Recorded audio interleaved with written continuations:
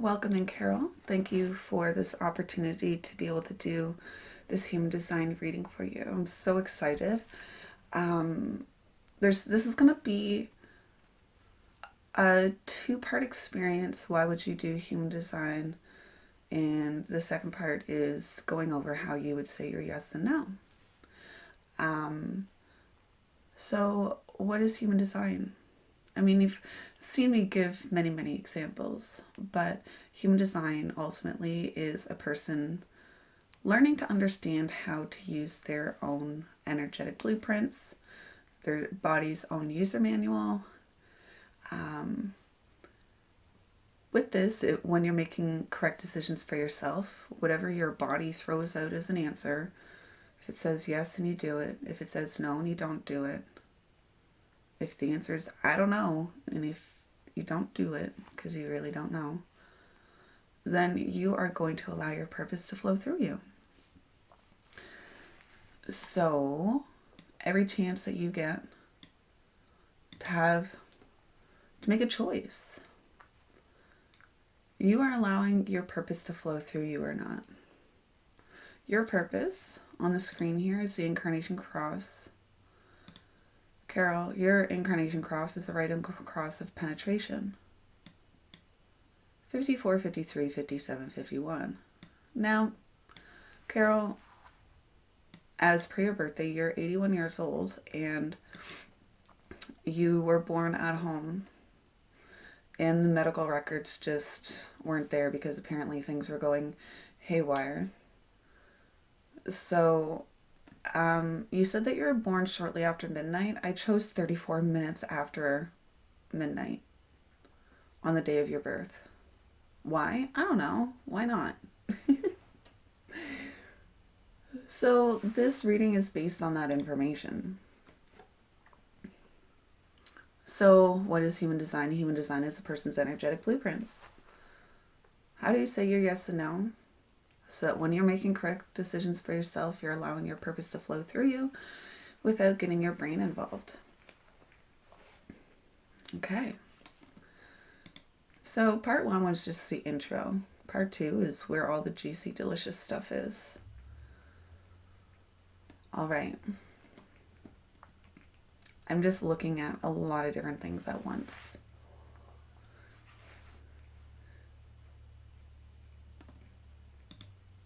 Carol, you're a generator. That means that you have this aura that just pulls people, places, things in life towards you. What that means is that things are coming at you in life for you to decide if you want to do them or not. There's no need for you to go up in your mind and pre-plan anything step by step to have this specific outcome. Of course, you're allowed to want things. Of course, you're allowed to go out and do what you want to do. But this aura of yours really does pull opportunities towards you in life. So if we're in the human design realm, I want to compare it to a different title, like astrology.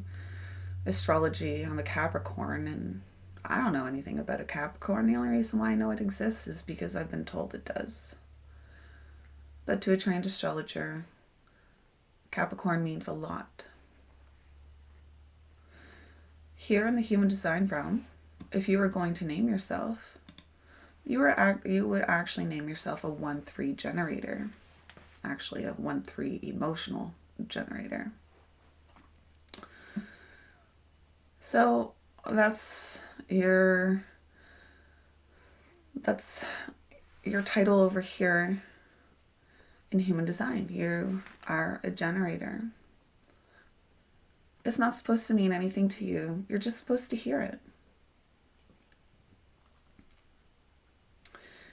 All right. This is going to be a two-part process itself. Learning how to say your yes and no. Let's run through that. We're going to not look at anything over here right now. We're going to stick over in the right side of the chart. But I'm going to make some references back into the chart. So part 1 and 2 of how to make your choice, correct choices for you. How do you say your yes and no? Carol, strategy and authority is the terms that are used in human design for a choice mechanism, your response mechanism. How do you say your yes and no? So part 1 is strategy, part 2 is authority. I'm going to talk about strategy first. Strategy, you're here to respond. I'm going to add one more word to that. Wait to respond. So what are you doing waiting to respond? You could be doing a couple different things here. Waiting to respond means that you're going to decondition or wait for all of the stuff that you've been taught over life that is societally correct for you to do because, just because. Waiting to respond. So waiting to respond means waiting to stop all the things that you've been taught in life that are correct. And the second part is waiting to respond is waiting to see, after you've stopped all of that conditioned behavior, to see if you actually have energy to partake in the activity that has been presented to you. So part 1, waiting to respond, means that you're just stopping all of those normal reactions, all of those normal behaviors that you normally act on when in a particular situation. Waiting to respond means that you're waiting to see if you actually have the energy to partake. So, what is waiting to respond? What it isn't? It's not sitting around doing nothing with your thumb up your pooper. Of course, engage with life. But what is a response?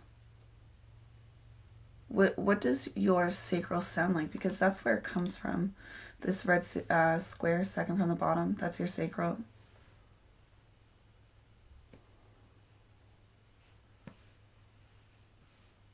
Your yes sounds like uh-huh. Or ooh, ah. Or maybe it sounds like mm-hmm. And your no might sound like uh-uh. Or it could sound like no way. Maybe your body moves towards something before your brain even gets involved. And that would be a yes. Or maybe your body just closes in on itself when not. It's like, ugh. What does your body do? What do you recognize for you? A lot of people have been deconditioned away from their guttural sounds that they've been gifted. Because in society, it's deemed correct to say yes and no. I know that I've been deconditioned away from mine as a child. Don't even say yeah or nah. That's incorrect. Say yes and no.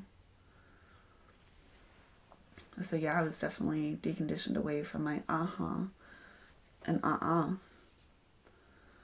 When it comes to response, though, it's not talking about asking yourself questions. It's about having these things, these environmental cues to respond to. Or people to actually respond to. Your body to respond to, not your mind. There's a difference. So, environmental cue, your dog is barking or doing its thing to get outside. And you respond to letting your puppers out. A person asking you a question. Hey, do you want to go to the store? And you're like, well, at this particular moment, the answer is no.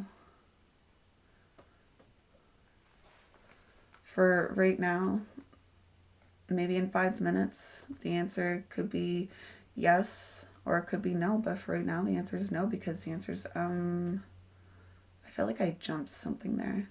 But regarding your no, what a no sounds like to you is Your bodily cues, you gotta go pee. Go pee. Your eyes popped up and open in the morning. Why? Is it because your body's done being rested? Did your puppers do something to wake you up? Was there a phone call that you weren't expecting? Why did you wake up? You responded to waking up. What do you respond to doing next? Do you respond to listening to your pupper be silly?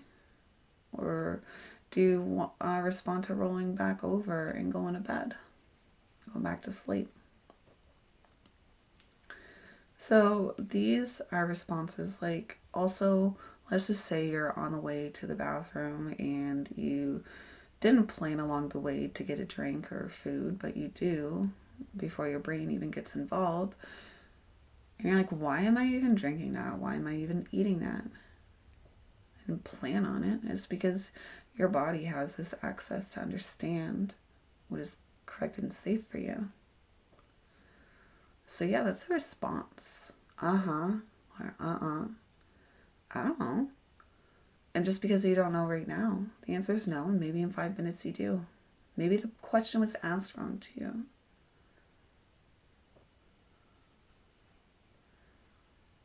So the best way to get people to ask you questions is a way where you can answer clearly yes or no, or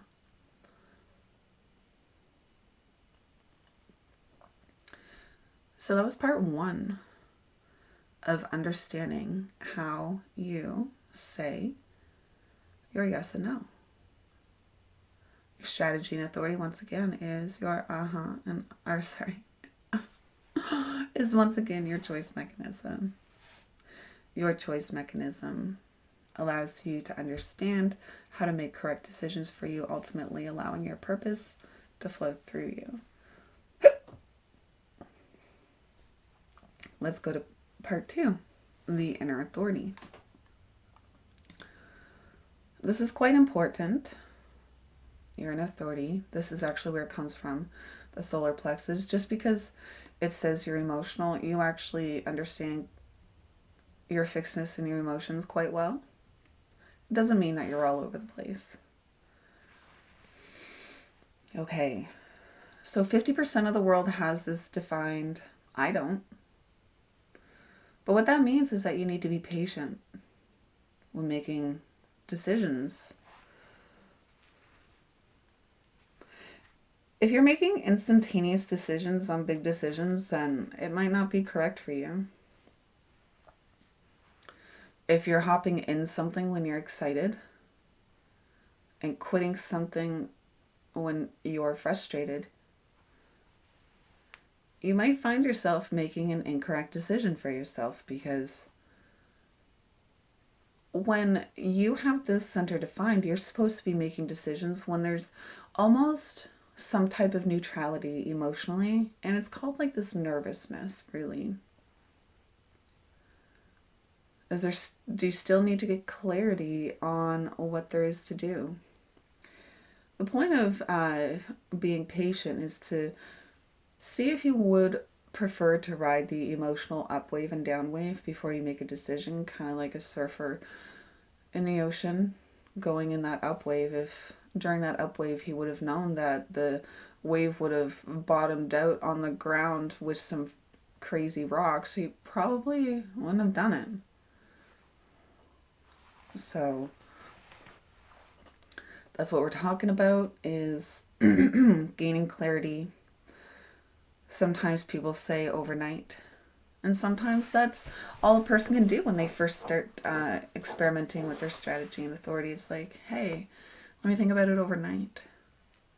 When somebody offers you something, Carol, they understand your juicy life force energy, and if you say, just wait, people get all hot and excited about, oh my God, she said wait? How can I make this more juicy for Carol to actually say yes? And if during the waiting period they say the deal falls through, then that was actually meant to happen. It was meant to be that way. It did a favor for you to fall through, because imagine if you had canceled all these plans and spent all of this money for this thing to fall through, if you would have just jumped on it immediately.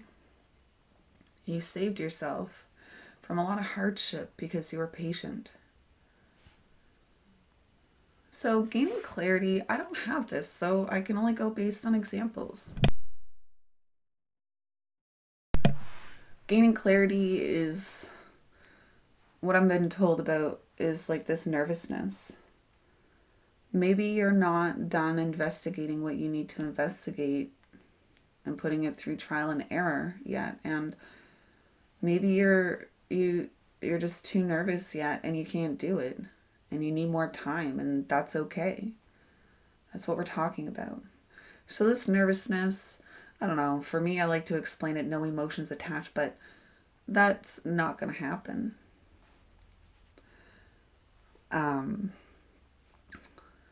Time from the original asking to you making your decision is a good idea. Making instantaneous decisions are not a good idea. Making decisions in the heat of the emotional moment, not a good idea.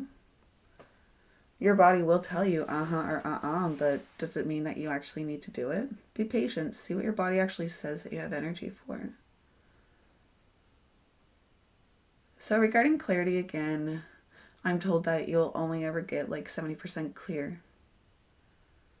And if you do get 70% clear, congratulations.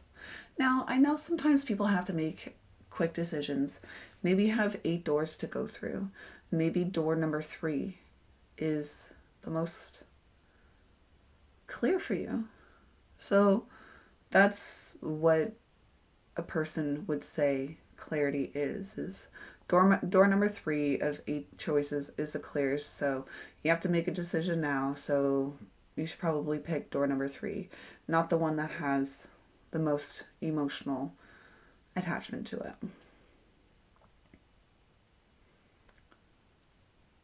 Okay, so what have we been talking about now?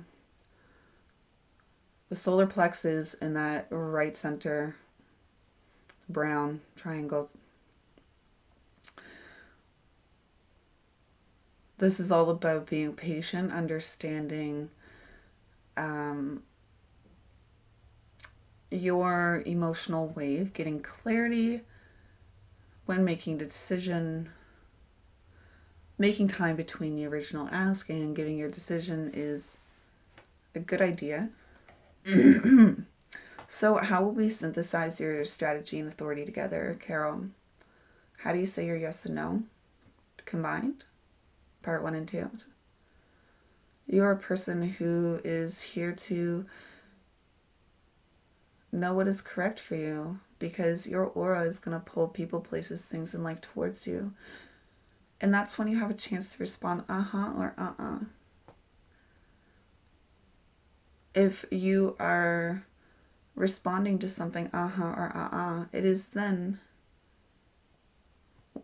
or at that time when you need to get that clarity before you start something or disengage with something. Do you have enough energy to do this? Do you have enough energy to do this? Not yet. And that's okay. That really is okay. Just allow more time.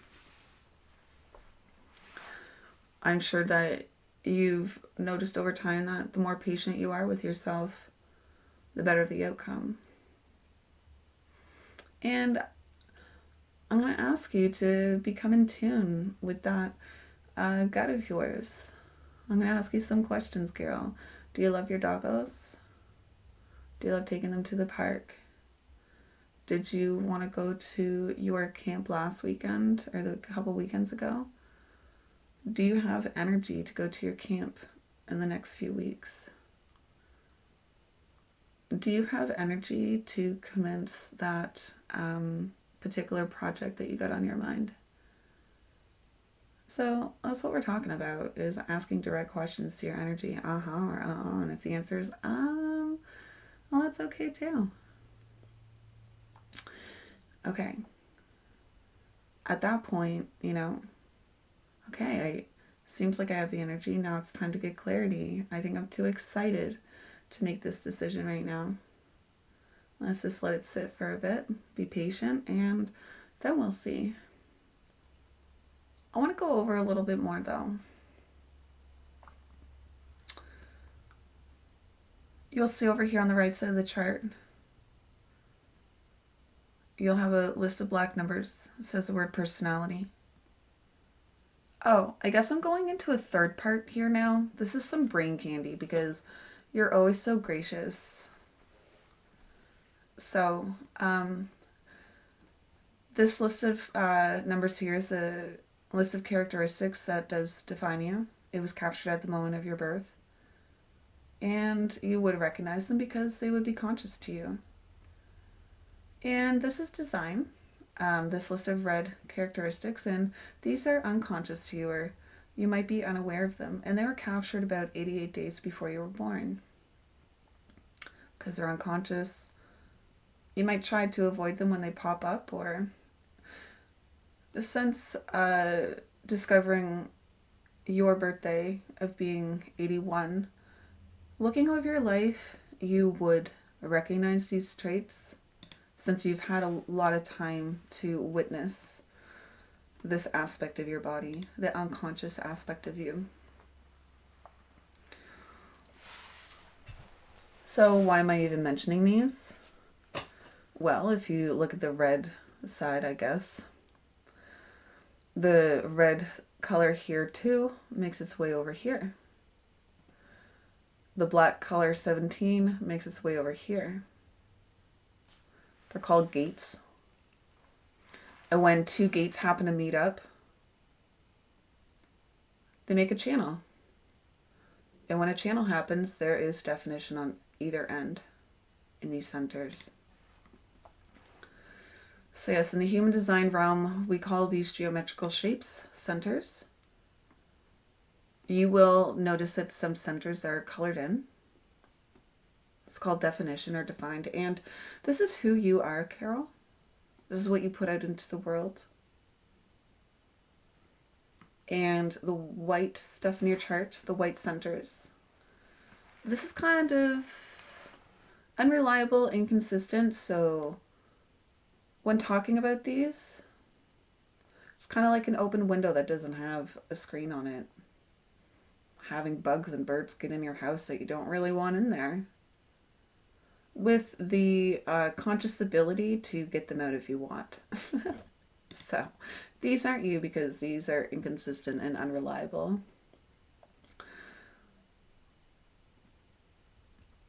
Let me talk about these quickly. This part that I'm going into now is the full service, the $250 service, but I will run over it just quickly. Down here at the bottom, this is called the root center. And the root center is about understanding your proper timing.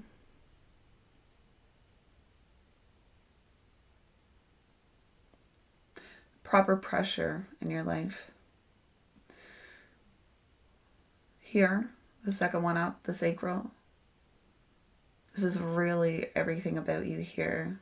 This is it, going deeper. It really does tell a lot about who you are. This juicy life force energy. You do have this knowing of when enough is enough. Moving over to the left side of the chart, this brown triangle, it's called the spleen, and you have this intuitive awareness of what is healthy and safe for you. These very quiet speaking nudges that have kept you safe. And when you ignored them, I'm sure you saw some interesting things happen. This is about understanding what is correct for you or not, holding on to what is healthy for you and letting go of what is no longer healthy for you, whether it's people, places, things, or experiences. And you have a direct connection to that. Now over here on the right side of your chart, we already explained that. This is defined for you. This is a solar plexus, this brown triangle.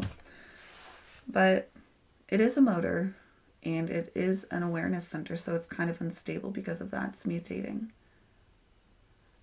And because of that, there's a multitude of ways a person could experience their emotional wave. And you do have a specific way of understanding your emotional wave.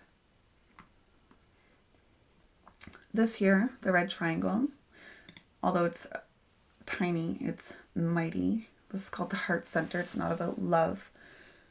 It's about willfulness and commitment. So you have direct access to willfulness and commitment if your energy responds, and you've gotten clarity to that. I bet you, when you say, Carol, I will, I bet you do. And I wonder if you've been a competitive person over your life too. I have this 51 here, and I'm a competitive person. With cards or video games or just in general. But it's not a competitive as in like a destructive, I'm going to be better than you. It's like, hey, let's all be good together as a competitive person. So this is who you are. This is what you put out into the world. And when a person gets a deeper analysis, they get to understand all of these little lines and what they mean.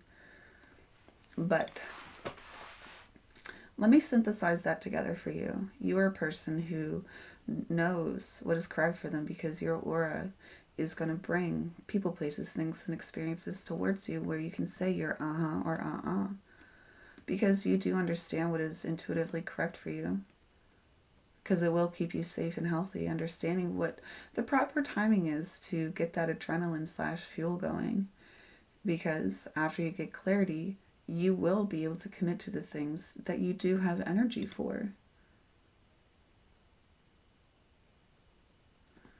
Why do we even mention all of this stuff over here, the white stuff? It's because this part of your chart has a chance of being not self. And what do I mean by not self? Not self means that if you're acting according to how somebody else says that you should act, or if your body said, and maybe you're too afraid, but you decided not to do it, this is where you'll find not self. Once again, what is not self? It's the opposite of what your body tells you to do. So when you are listening to your body, or and you're following that, you're allowing your purpose to flow through you. But when you do the opposite of what your energy is telling you to do, you will become frustrated. And frustration is a key indicator that you've made decisions that aren't in line with your purpose. Or maybe you did start the contract correctly and now the contract's is over and maybe something just needs to change. So what do you respond to doing next? Continue it? No? Did you get clarity about that? The reason why I bring up the not self is because what is not self really? It's initiating and planning and preparing and having this certain outcome on how things should look. What? Isn't that called manifestation in the generic spiritual realm? Yeah. Doesn't Nike just have this brand that says just do it? Yeah. We've been conditioned to be manifestors. And when you're acting like a manifester, you'll see frustration, initiating, planning, having certain outcomes, doing what people said you should do instead of doing what you feel like you have energy for. Let's move into what you could see the not self looking like. Well, you could try to be inspirational, or you could try to be inspired when you're in your not self, and you'll find yourself frustrated. There's nothing to be inspired about, or no one or nothing is inspirational. Why am I not inspirational? But you can find yourself answering everybody else's question here. I'm sure you've found yourself being the person that everybody comes to, because if you don't have the answer, I'm sure that you will find it. So that is not self. That's not you. Do you have energy to answer everybody else's questions? There's a lot of examples that can come in here with the full analysis. So here, this is your ajna. This is about conceptualization. And when a person's acting not self, for myself, I saw this rigidness where I wouldn't speak until I knew I was correct. Or sometimes people just project outwardly, I know, and interrupt people during their conversations to tell them that. So that is the not self, or just making these decisions to avoid being mentally unsure. So my rigidness and not speaking only if I knew I was correct, that's doing these strategies to avoid being mentally unsure. Here, this is the throat center. It's about metamorphosis and manifestation. And here you might try to be invisible or try to be seen. I have this completely open, so I was a person who never wanted to be in selfies. I was always behind the camera. Or I was a person who went above and beyond to be seen because I was just a weirdo in particular situations, purposely to draw attention to me. So, not self is, going out of your way to not be seen. So here's an example. How did I end up on this particular platform where you met me? I was handpicked as the psychic, and then I responded, yeah, I'm gonna do it. And so people might think because I'm a streamer, I'm going out of my way to be seen, but I responded into this particular situation of being seen, right?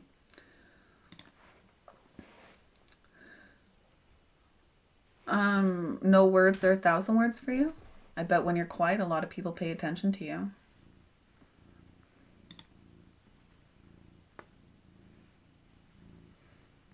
All right, so this last one here is the G center. It's about direction, identity, connections in life. And if you were in your not self, you would have found yourself trying to find out who you were, feeling insecure about your direction in life, and maybe your connections, how you love yourself.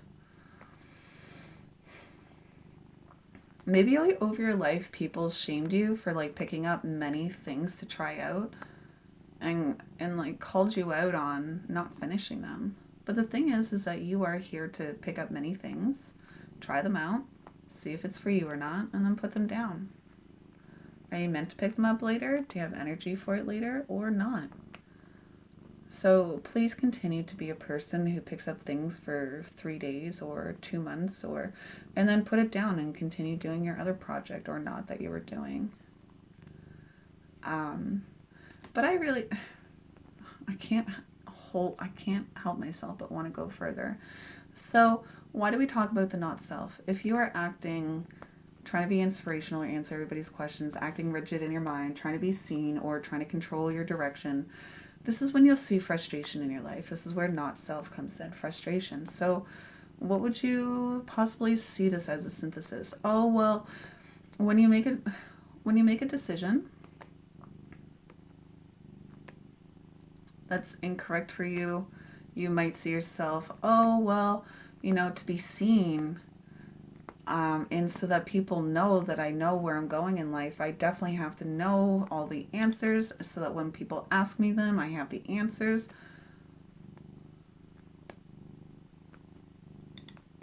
That's not you. You are a person who is here to respond to, having the energy to partake in what it is you're here to have energy for, and get clarity over that. When you do, over time, your profile is revealed, your behavioral costume, you're a 1-3, and your incarnation cross is revealed, a right angle cross of penetration. So, gaining clarity over time, saying your or allows your true behavioral costume, how you see yourself, how people see you in the world, to come into play, and the same with your purpose in life.